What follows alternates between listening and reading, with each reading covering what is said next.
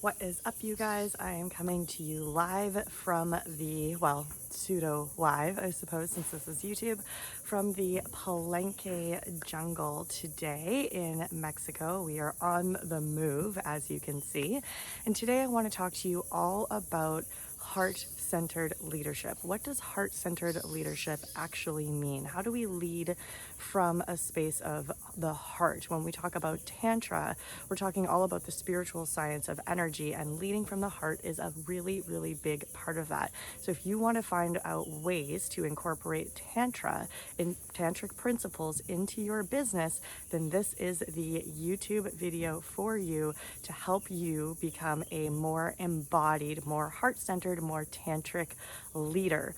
And if you stay all the way till the end of this video today, I have a special invitation for you for a 100% free masterclass that we are going to be running in a couple of weeks. So make sure you stay tuned, okay? Beautiful. So if you are new to this channel, if this is the first time that you have found me, my name is Stephanie Jaie. I call myself the Erotic and Tantric Alchemist. In this channel, what we are doing is we're taking together all of the esoteric arts, all of the spiritual arts, hermetics, tantra, Reiki, energetic practices, and we're fusing that all together into how do I ground this into 3D reality? How do I actually use these principles to create more abundance, more happiness, and more health in my life? Because spirituality is not meant to be just a list of practices that you have to do every single day that add more stress to your business or to your life. It is supposed to be a wide grouping of practices that you can use to create entirely new ways of being in your life that are going to help you move forward in your 3D material success. Because quite frankly, it is useless to be spiritual if you do not know where your next meal is coming from. So we are going to cover all of that in this channel. If that sounds good to you, then you're definitely going to want to hit that subscribe button. You're going to want to like this video, and you can help us help reach more people by sharing this with your friends or dropping a comment down below. Okay, so let's talk about heart-centered leadership. What do you do if somebody on your team, a staff member, doesn't perform to expectations? What do you do if you are trying to run your business as best as you can, trying to lead from a heart-centered place, and things are maybe just not working out the way that you expect them to, or maybe you're hitting a little bit of resistance? So we're going to talk about all of that today. The very first thing I want to mention here is that it is a reminder that your business is not just for your clients. Okay, your business is not just for the people that are energetically exchanging money with you. It is not just for the people that you're providing free content to. It is also a growth opportunity for you, and especially for your team. This is a really important tantric principle to recognize here. When we're talking about everything being energy and the spiritual science of energy, you have to remember that that includes also your being, also your family, also your friends and the people that are around you, and especially your employees, your staff, your contractors, your suppliers, everybody that you're working with to make your business actually run. So this question I get all the time: Steph, what do I do when I have somebody on my team, whether it's a supplier, whether it's a collaborator, whether it is somebody that you are working with in a codependent kind of launch, or whether it's an employee? What do I do when they miss the mark? What do I do when I experience resistance because this other person, this other piece isn't performing up to my expectations? Now, there's a few things here. When we look at the old dynamic, the old paradigm way of being, quite simply, it is you cut ties. You're going to fire them. You're going to release them. You're going to work with somebody different, right? And sometimes that is the case, but there are a couple of extra pieces here when we're talking about tantric embodiment, when we're talking about leading from a heart-centered space. There's a couple of extra things that we can do.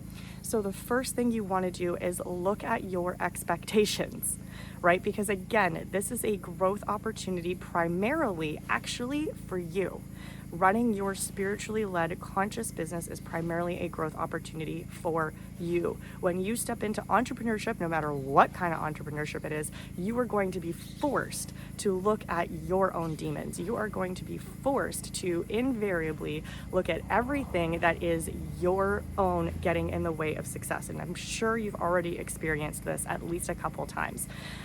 So we're going to start off by focusing with the self, because everything outside is a reflection of the self. So what are your expectations? Where were they coming from?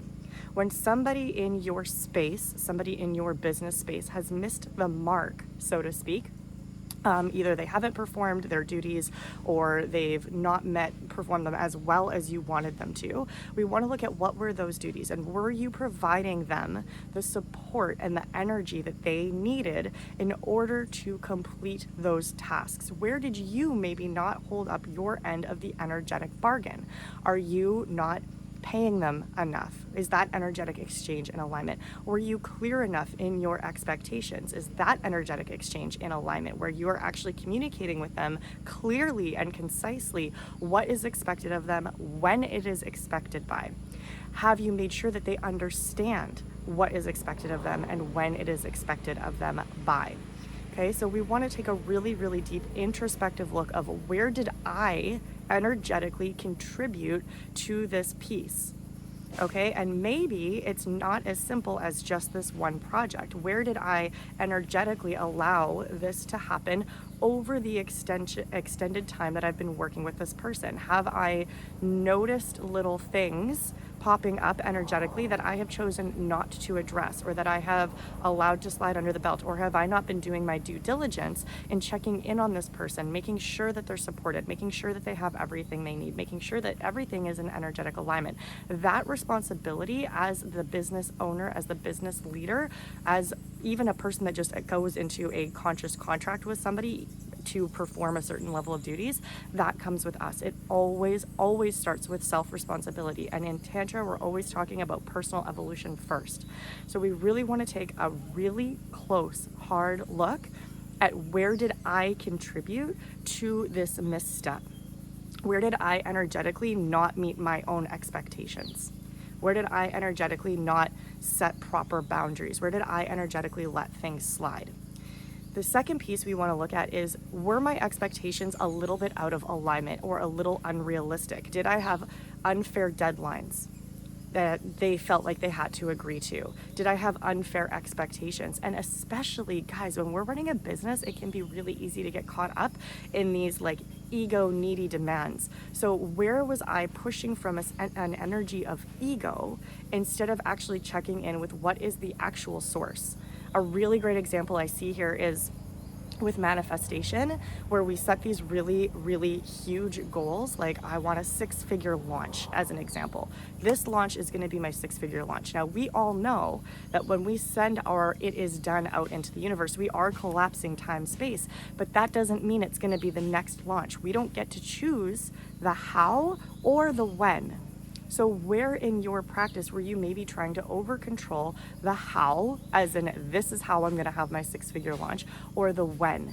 Where was I trying to fit the universe into this box? So if you missed, let's say, a 6-figure launch, was that actually mostly because your expectations or my expectations were out of alignment with what was actually divinely supposed to happen here? Maybe it's not that anybody underperformed. Maybe it's that our expectations needed to be evaluated. So the first thing we're going to do is take a look at our own energetic agreements, commitments, and behaviors. Where did I energetically contribute to things not landing the way that they were supposed to land? Where did I get in my own way? Where did I not communicate clearly my expectations? Where did I not provide adequate time? And then the second thing we want to look at is, in this kind of bucket, is where did I try to control the outcome too much, and I forgot how manifestation works. I forgot that I don't get to pick the how or the when. I simply get to collapse time space. And this one is super, super key, because when we get our sights set on, let's say, a 6-figure launch, and we're dependent on a team, whether that's our partner or our kids or a supplier or a contractor to provide for us so that we can hit those numbers, it's very easy for us to say, oh, I didn't hit the 6-figure launch, therefore it's these people's fault. And that is simply not the case. It is simply not the case. It is always our own energy profile. So I want to give you that self-responsibility as a gift to do that inner work and look at where did I misstep. And sometimes it's as simple as just expecting the how or the when to be controlled through our limited belief system of how those things need to come into our life. A lot of times when we talk about manifestation, we talk about energetically quantum creating our life here, which is also a tantric principle, we can get really caught up in, okay, the reason I want a 6-figure launch is because I want to buy XYZ. Now, here's the problem with that. That's a really great way to look at why am I manifesting this money and to create a why behind it, but it also creates an inappropriate amount of control. Maybe you only actually needed a 70K launch because the other 30K was going to come to you through gifts, discounts, free things, sponsorships, another program that downloads to you, right? So it's really, really important that we don't get caught up in controlling the how when we're manifesting and when we're running a divine business, a soul-centered business. Now, once we've done the inner work, that's step number one, where are the inner pieces? The second piece is we want to look at what factors contributed to this other person. What factors contributed to this other person, if it is indeed another person, not being able to support me in this goal? So if we're to use the example of social media targets not being met, so posting numbers aren't where we want them to be, or the style of posting isn't where we want it to be, or there's a certain asset that we wanted created by a certain timeline, checking in with a heart-centered, conscious, communicative curiosity is so, so important. So we always want to check in from the other person's perspective and understand what were the factors, what were the variables, what were the energetic tendencies going on in their life. We want to do this second, always, always second. It can be really, really easy. And I know in the corporate world, if we didn't hit a number, the first thing we did is sit down with all the people on the team and say, who fucked up and why? Now, we cannot do that from a heart-centered, tantric, energetic principle place if we haven't already done our inner work. So the inner work must come first. We also aren't going to get the answers we want if we come in with an energy of who fucked up and why. You did something wrong. So when you're going into this conversation, we want to make sure that we are grounded in our own heart-centered energy. Okay, we want to be in a space of tantric embodiment. We want to be in a space of curiosity. We don't want to be coming from an energy of blame, because when we come from an energy of blame, or you did something wrong, or what the fuck happened, what happens is we come in with that energy, and that energy gets mirrored back to us. We can be met with defensiveness. We can be met with excuses. This isn't the energy that's conducive to supporting A, heart-centered leadership, B, either person's in growth, ours or the person we're communicating with, and C, it's not going to bring us to a solution. So we don't want that. So when we're dealing with whoever the other parties are that are involved in this situation, we want to meet them with love and open curiosity. I cannot stress that enough. And really, love and open curiosity when you're doing your own internal work is also super, super, super important. So please use that practice with yourself as well. Not how did I fuck up, but what can I learn from this? What kind of variables impacted? And maybe it's just that there was a bunch of shit going on in your life, in the other person's life. Maybe it teaches you that you need to communicate more clearly. Maybe it was just a bunch of different learning lessons, because again, a business, any kind of business, is all about your own growth and then the growth of the other person. So maybe there are just lessons here for you to step into more heart-centered leadership. In fact, it's always a lesson, right? These things are always, always lessons. They are always for our highest good. So I want to make sure that you are taking the time to do A, the inner work, and then B, meet the other person with compassionate curiosity. Now here's the key here. When we've had the own inner work, so we have a really good understanding of what happened in our landscape, and we have a really good understanding of what happened in the other person's landscape, I want you to meet those two things with so much love and so much radical discontinuity. We don't have to do things the way we've been taught to do things. We don't have to fire people. We don't have to release people. Sometimes we do, right? But we don't have to lead with that, okay? what we want to do is then take that information and take it with source. You can meditate on it, you can self-pleasure on it. If you're not sure how you would self-pleasure on something like this, I have a video explaining all about self-pleasure. I'll link it down in the description down below. But really, really important that we're taking that information back and we're doing some type of an embodiment practice so that we're not responding from ego or from fear or from resistance, and checking in with, now that I know the full story, now that I know everything about what I did and my energetic lessons here, and I know everything about the other person or individuals and their energetic lessons here, what is a heart-centered solution that is going to support the growth of both individuals, that is also going to support the growth of the organization, because the organization is now its own energetic conglomerate as well. So we have to take that into consideration. Oftentimes when we just choose to fire somebody, what we're doing is we're energetically not setting ourselves up for success. We're energetically definitely not teaching the other individual any type of proper lesson, and we're not supporting the organization as a whole. So I want you to get really, really curious about this and get really open to new solutions that maybe aren't what you would have possibly thought of. As an example, we've had something come up with one of our employees where a deadline was missed, and when we did these first two steps of our own inner work, Cian and I did our own inner work individually, we did our inner work as our collective, the two of us as the leaders of this organization, and then we checked in with a staff member to find out what was moving with him and the other staff members that were implicated. So we did all of this research. We figured out energetically what was moving, where were missteps, where was miscommunication. We took all that back, we felt into it.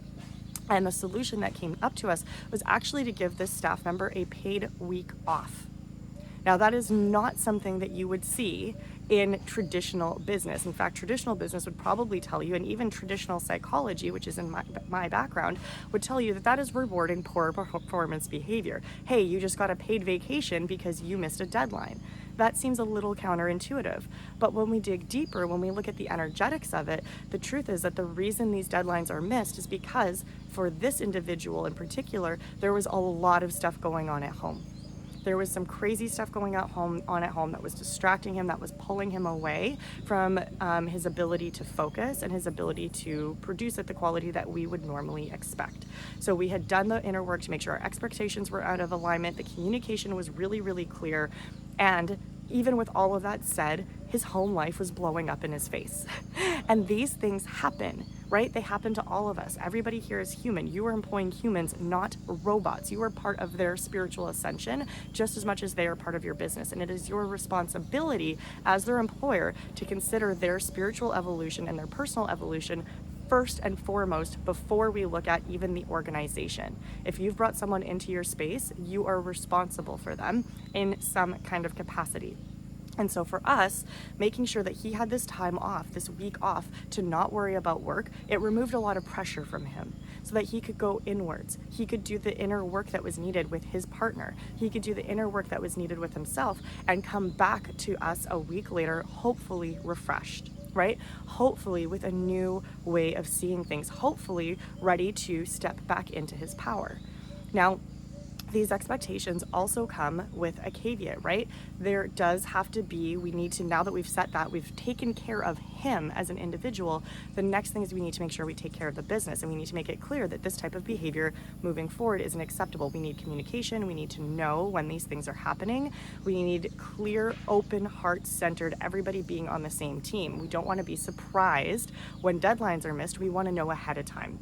So we have to support him in feeling comfortable communicating at that level, and also letting him know that that is the expectation, and that is how we take care of the business and all of the other employees that are in the business, because their growth also matters. And if they're not growing because they're supporting or picking up pieces from this other person, that's also not good. So you can see how energetically even one missed deadline impacts all of these different variables and all of these different factors, and all of them need to be taken into consideration.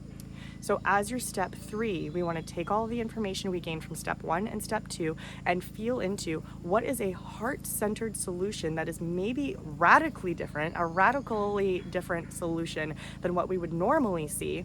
Get all those ego stories out of the way, get all those psychological preferences out of the way, and check into what does this person need to support them on their evolution? What does this person need to support them on their growth? And then what does the business need to support the business in its evolution and growth.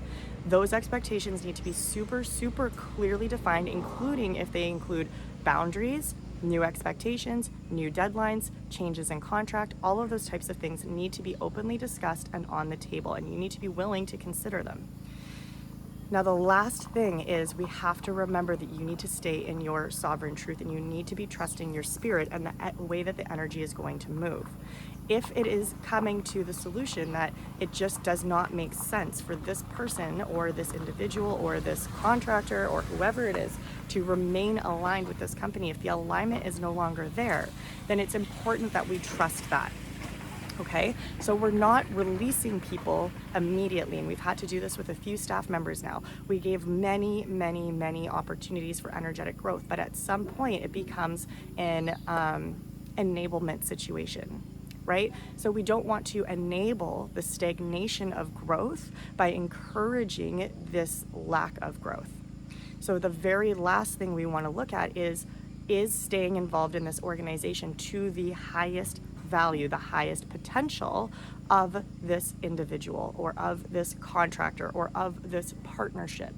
When we take a look at that, we want to evaluate all of the other pieces of information that we've looked at. So our own involvement, their involvement, the organization, how it's impacting the organization, and then the solution you came to together.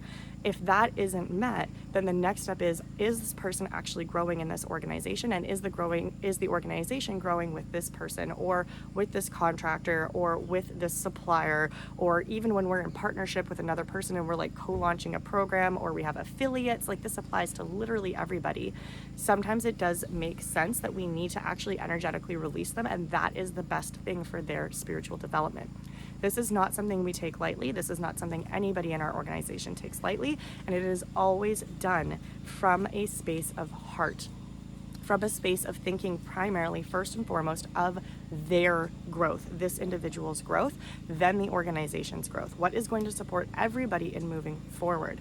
Now, we did this with a social media contractor that we had about a year ago working with us, and it was actually super in alignment both for them and for us. Even though it felt from a conditioning perspective, it was actually very hard. It was the first time we'd released a staff member. It was probably one of the hardest things I've ever done because I had been conditioned to feel bad about making that release. I'd been conditioned to feel bad about firing them. But the truth is that this was not, and we've had to do this with a couple social media people actually based on the content that we produce, the truth was that it was not in alignment for them. Working for this organization was no longer supporting their growth. And because it wasn't supporting their growth, it also wasn't supporting the business's growth, anyone on the team, or our growth.